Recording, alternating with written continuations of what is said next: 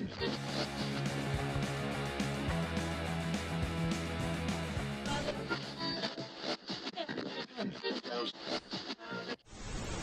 I'm Amy, thank you for tuning in. This is my December wrap-up video and I'm really proud of myself that I read more books this month than in the rest of the year. In some months, I think it's more than I read in several months combined.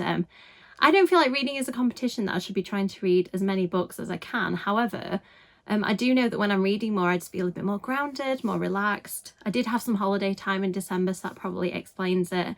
And I'm trying to have a bit more of a work-life balance and read a bit more in evenings, and I really dedicated some time to that in December, and it paid off because I read lots of books. I also read short books, and that I think I've been feeling a little bit slumpy in 2024 because I've been so busy and I don't want to pick up a long book when I'm busy because I know it'll take me ages to read. I won't have any momentum.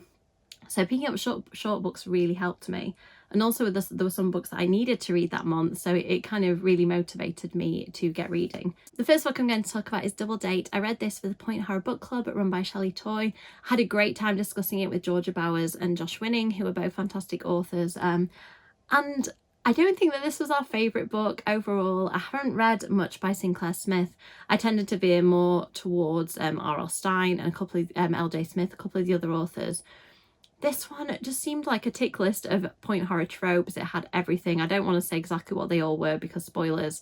It did have a really good atmospheric setting. So if you're looking for an atmospheric wintry setting, absolutely this one does that well. But the plot just seemed to jump around a lot to me. It didn't seem to really know whether its focus was supernatural or kind of realistic. So yeah, not my favourite point horror, but I did really enjoy discussing it with my friends.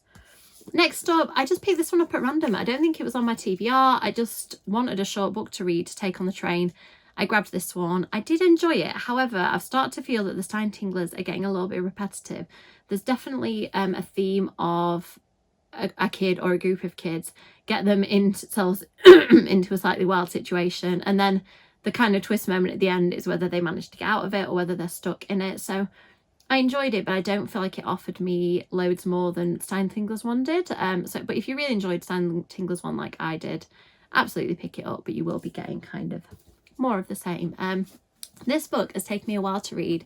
I'm not a big fantasy reader, but I absolutely love Kendare Blake's writing, and this fantasy world is just so unique and so interesting. It's about a group of women called the L Stine, and their job is to raise heroes up to not become famous themselves, but to create a kind of mysticism around heroics and heroes and kind of add them to the mythology of the world. I loved the main character Reed. I loved her horse Silco. I just think that Kendare Blake really knows how to create characters that you care about and a believable world. I do find fantasy a little bit dense sometimes, but I could absolutely follow this one and knew what was happening. So that was really good. So I really recommend this. It is chunky, so it took me a while to read, but it's a duology and I'm definitely going to pick up the next book. This one is Sadie Hartmann, Mother Horror's Guide to Horror Books that she thinks that people should read before they're horribly murdered. Sorry about that. Sadie herself kind of makes jokes about the title in the book. The book is written with real warmth. It communicates Sadie's absolutely fantastic knowledge of horror. It is just really beautiful and aesthetic on the page. I ended up writing a list of books I already own that I want to read that are in this book, and a list of books that I'm not aware of. I think it's really going to help me deepen and widen the variety of the horror books I'm reading. It's arranged by genre, so if you know there's a particular genre you really like or you really don't, like for example cosmic horror, having read this section, I don't think will probably be my thing, so I kind of skipped through it quite quickly. I devoured the slasher and folklore sections and the section on haunted houses, so it's a really good guide to kind of broaden your horror knowledge if you're not a big fan, or if you're already a fan, to see what you've been missing out on. Next, I listened to the audiobook of this. Again, took me a while. I've been at this a couple of months just because I don't listen to audiobooks that much, but I really enjoyed this one. It is a vampire dark academia that's based on African vampire mythology, and it just felt like a really fresh take on vampires, that it was kind of based on a background that I don't know as much about, which I really liked. I just thought that the world building was incredibly rich and well thought out, and the dark academia aspects, there was lots of kind of doing research, sitting in libraries, groups of people banding together to try and go up against the big bads.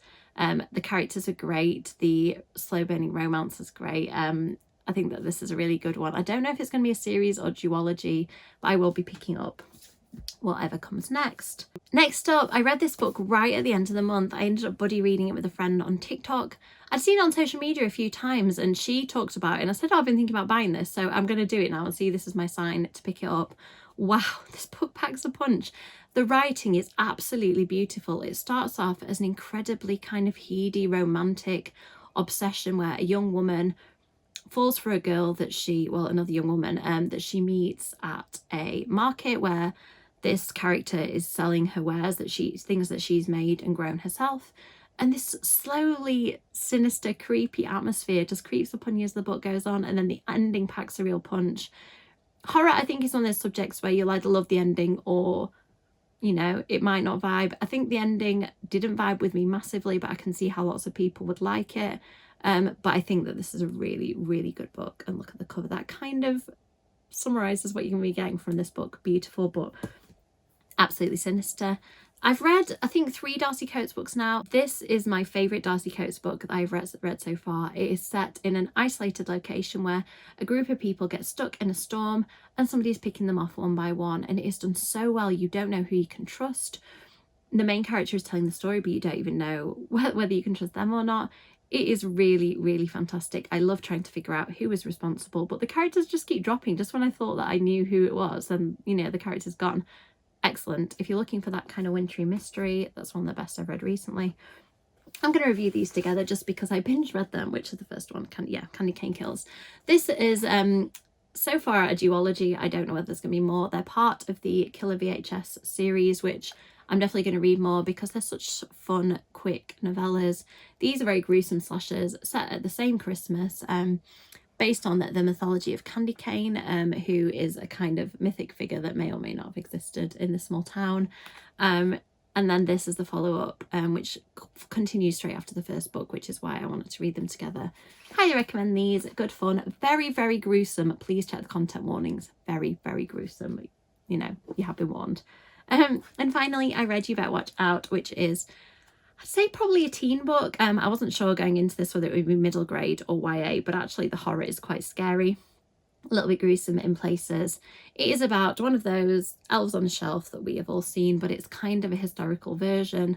And the elf starts doing creepy things around the house and punishing people whose behaviour it doesn't like. So it was a really fun book to read at Christmas. Like I said, quite scary. Check the content warnings on this one if you're not sure about how you might feel. And that's it. So I'm really pleased. I read lots of really good books in December. I feel like I got my reading excitement back. So I'm excited to see what books I'm going to read in the new year. So thank you so much for watching. If you would like to recommend books to me in the comments, please do, or talk to me about the books that I've read this month. As always, likes and subscribes are really appreciated, and I'll see you in the next video. Bye.